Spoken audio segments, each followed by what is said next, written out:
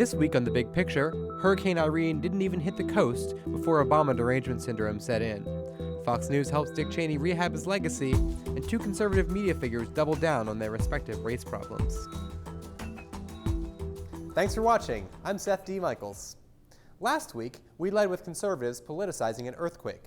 This week, it's a hurricane that set them off. I'll guarantee you this.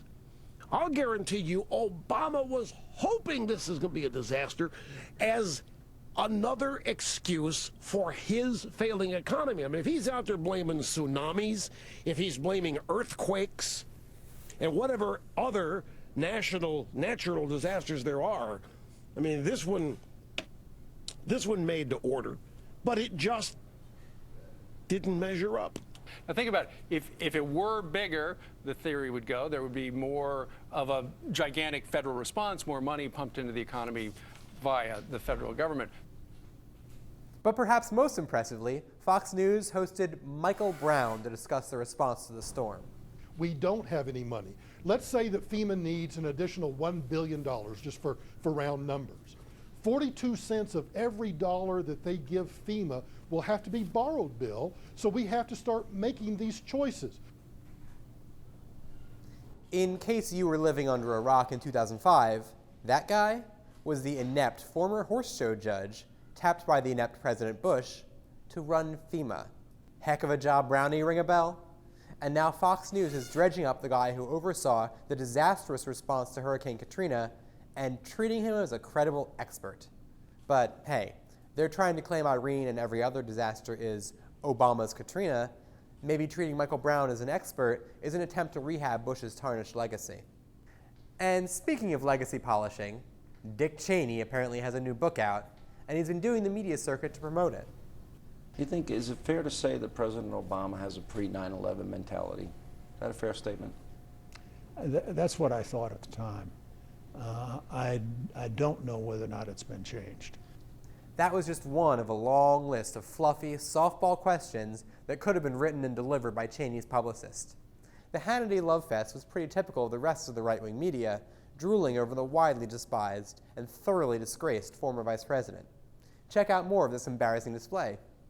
And Mr. Vice President, I'm going to embarrass you here, and there's no way to avoid it, but you are a great man. And now, without any further ado, the author of In My Time, Dick Cheney, Vice President of the United States. Mr. Vice President, it's a pleasure having you here on the couch. Well, it's good to be here. Good to have you. Incredible job on this book, by the way. Very comprehensive. Good career, I might add. Remember back in 2009 when Glenn Beck claimed Obama was a racist with a hatred of white people? It set off the long decline of his Fox show.